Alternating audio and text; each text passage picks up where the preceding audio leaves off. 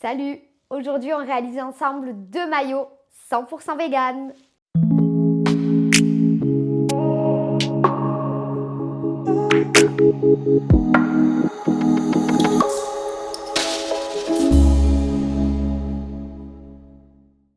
Alors, j'ai jamais été une grande fan de la mayonnaise classique qu'on trouve dans le commerce.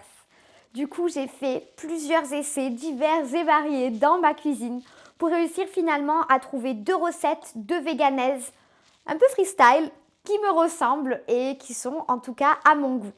Une qui est plutôt une véganaise de base avec agrémentée au capre et au curcuma. J'ai eu la main un peu lourde comme vous pouvez le voir sur le curcuma. Et une autre que j'ai réalisée à base de purée d'amande. Et je vous jure que celle-là, elle est vraiment surprenante. Faut avoir l'esprit ouvert parce qu'elle n'a pas l'aspect d'une mayonnaise classique. Mais attention les papilles, elle est très très bonne. J'ai réalisé ces 2 véganaises avec ma moutarde que j'ai réalisée il y a quelques semaines. Je vous laisse le lien cliquable si vous souhaitez réaliser votre moutarde de maison également et pour pouvoir après faire de nombreuses préparations. Comme d'habitude, je t'invite, si ce n'est pas fait, à t'abonner et également à commenter parce que je serai ravie d'avoir ton retour sur ces 2 véganaises. Allez, pas plus de blabla, on est parti! Alors pour réaliser notre mayonnaise végane, je vais utiliser 200 g de tofu soyeux, une cuillère à soupe d'huile d'olive, une cuillère à soupe de vinaigre de cidre, 2 cuillères à café de moutarde maison à l'estragon. Je vous laisse le lien cliquable de la vidéo recette pour confectionner sa moutarde maison juste au-dessus. Une pincée de poivre,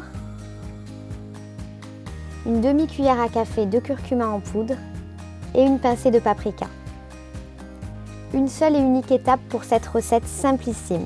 Vous allez mettre tous les ingrédients dans la cuve d'un mixeur et mixer jusqu'à obtention d'une consistance mayonnaise.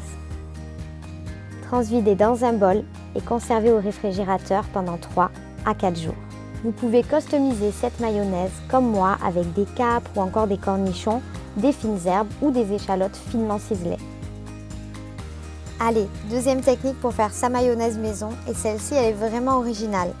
Pour les ingrédients, il suffit d'avoir 3 cuillères à café de purée d'amande, 2 cuillères à soupe de jus de citron, 10 cuillères à soupe d'huile de tournesol, 2 cuillères à café de notre fameuse moutarde de maison,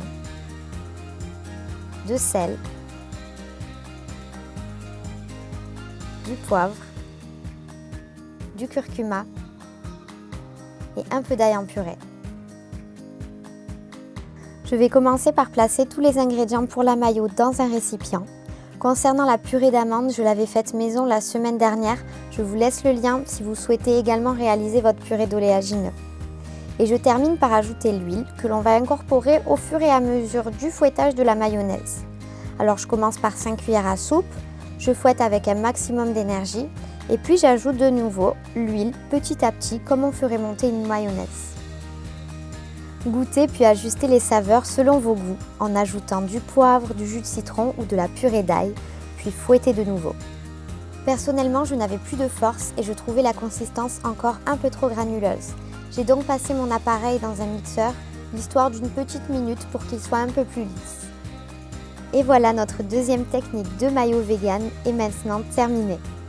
Bon, j'avoue, elle n'a pas vraiment l'allure d'une mayonnaise, mais essayez-la, c'est vraiment quelque chose.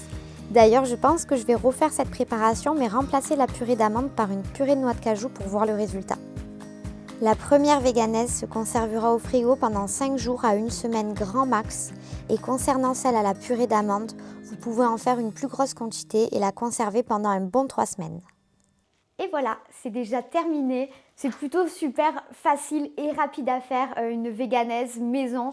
Du coup, je vous invite vraiment à les faire vous-même plutôt que d'aller les acheter au supermarché. On est toujours dans cette optique-là depuis quelques semaines, de faire les choses par soi-même. La moutarde, la véganaise, le caramel, toutes les préparations un petit peu de base. Moi, comme je vous l'ai dit, ma préférence, elle est là. D'ailleurs, le pot, il est vide, ça se voit. J'aimerais vraiment avoir vos retours. Donc, dites-moi un petit peu en commentaire si vous les avez testés. Quelle est votre favorite? Et si, d'ailleurs, vous connaissez d'autres recettes de véganaises qui sont cool, que vous appréciez, n'hésitez pas à me les partager. Je suis toujours très curieuse en cuisine de tester de nouvelles choses. Je vous dis à la semaine prochaine pour une nouvelle recette.